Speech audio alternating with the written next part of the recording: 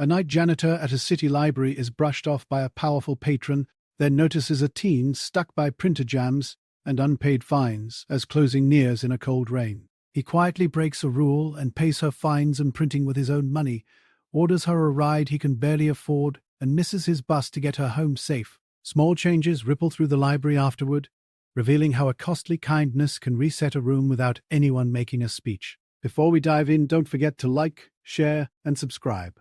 And hey, where are you tuning in from? Leave your country in the comments.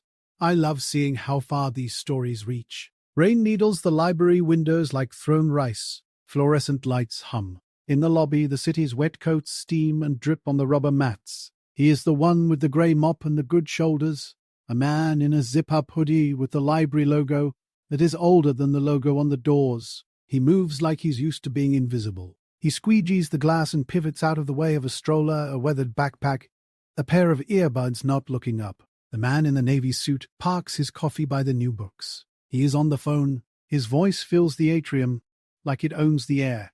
"We can't fundraise in a place that smells like bleach," he says, looking not at anyone but at the space he expects to open. He reaches to gesture and knocks his drink. The lid pops. Brown arcs over the display copy of a survival memoir and goes dark in the carpet. People flinch. The man looks at the stain like it chose him. He points.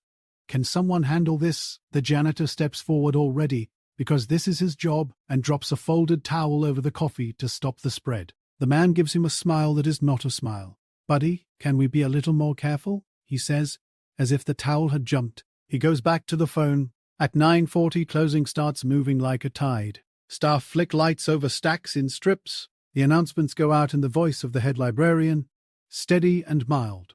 "We will be closing in 20 minutes. Please bring items to the desk." The janitor loops the mezzanine, checks the bathrooms, wheels his cart past the computer lab. A girl is at the end station, skinny shoulders up like she's wearing a shrug she can't take off. Her hair is tucked into a faded beanie. The screen glows with a half-finished document, titled in big letters, "Why I Want This a Solar Ship." The printer by the wall makes a grinding hiccup and stops. A light flashes red. The girl glances over her shoulder. Her mouth flattens. She presses print again. The same sound. The same pause. The girl hugs a battered paperback to her chest. "Can I just check this out tonight?" she asks a clerk. It's the memoir that took the splash, now wiped clean and rearranged. The barcode is fine. The clerk looks at the screen and winces. "You've got, $12.40 in fines," he says, softer than the man with the phone trying to be a bandage on a policy. "It blocks your account. If you can take care of it next time, then—" He trails off. The girl nods like she expected it. "I need the pages," she says, barely. The printer throws that little red light again. A last announcement. 15 minutes. A woman in scrubs takes a child by the hand and goes. The rain keeps needling. He should not step forward. There's a typed sheet on the back of the closet door that says so in thick letters. "Staff do not pay patron fins. No personal transactions with patrons." He is signed under it. He has been told twice, "We have to have boundaries." Okay. He has a bus that comes every hour at the far corner after 10. He has a knee that complains when it's cold. He slides his debit card across the counter. "Can you put this toward account 0318? He says to the clerk, low like the way you speak in a church when nobody is praying but you feel like you should. The clerk looks up and then down at the name on the monitor, then back up. He holds the card a second like it weighs more than it does. "I can't do that," he says from habit, and then his face softens. He types. The drawer clicks. 12:40 cleared. The janitor goes to the printer and opens the side panel. He has unjammed more things than paper. The room smells like hot plastic and damp wool. He eases the wrinkled sheet out, smooths the little torn corner, loads the tray. "Try again," he says, and the girl hits the icon. The machine warms. It spits pages warm enough to steam in his hands. He counts them. He stacks the scholarship essay. He pays for the copies out of the change he keeps in a coin roll in his pocket for the vending machine downstairs. $3 even. A heavy little clink into the tray the clerk extends. He holds up the paperback and taps his finger on the spine.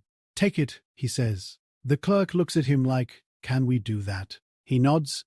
"On my card." The clerk chews his lip and scans and types. One more little rule bent like a coat hanger. The girl reaches with both hands. Her fingers shake. Do you have a ride?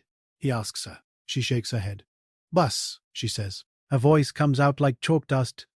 Call someone, he says, and the way he says it lets her know he will wait, whether she can or not. She dials and listens, and then she says she's at work. The janitor takes his phone and orders a car, the kind that eats money in careful bites. It says 27 minutes and $27. He does it anyway. He will be late. He will miss the bus. He does not make a face about any of the math. Outside, the rain has gotten colder, meaner. The street looks like a line of dull tin. They stand under the overhang. The security guard locks the glass and raises a hand. The navy suit strides past again, binder clamped, his own travel mug now tight in his grip. He smirks at something in his ear and goes out into a black car. The janitor tips his umbrella toward the girl. They do not talk much. The car arrives with a beep that sounds too cheerful. He opens the door for her. She gets in and clutches the essay and the book.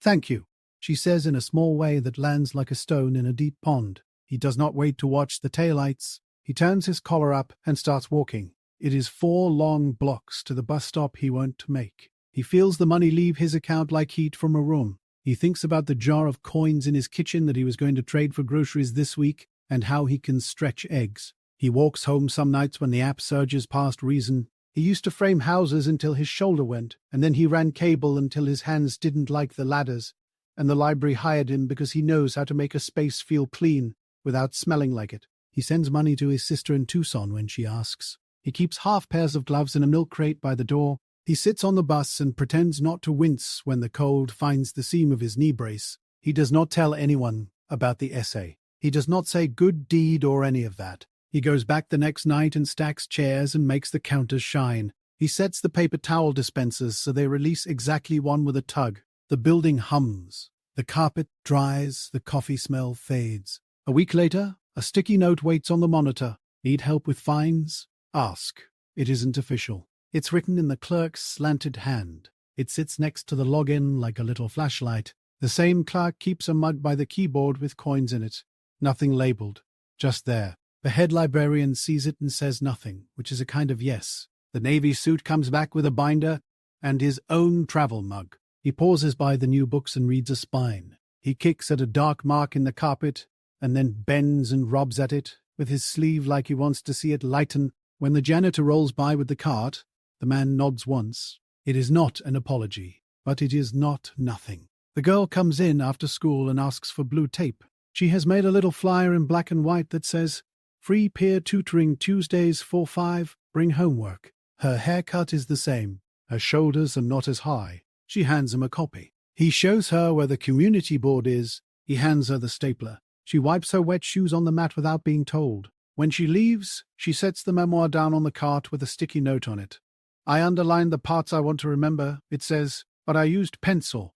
On a Thursday, a woman in scrubs comes up short at the printer. She pats an empty pocket. The clerk taps the mug and the woman feeds a quarter in and the machine breathes again. A boy who comes every day for the chess set asks the janitor his name. He says it, and the boy says it back like it belongs in the building, like it was always there. None of it looks like much from the doorway. A mop against a bucket. A towel folded to a perfect square. A book back on a shelf that someone will pick up and not see the faint, careful pencil. A little sign that is just paper and tape. The hum that follows closing when the people let go of the space and leave it to the night. On his cart, someone has left a paper crane. It is folded from a once-overdue notice, the barcode line now a wing. He touches the beak with his thumb. He tucks it into the pocket of his hoodie where his pens live. When the door swings open, the rain is softer. It doesn't needle. It just hangs in the streetlights like a fine haze. He steps out and pulls the door shut with 2 fingers, slow and sure, so it won't slam.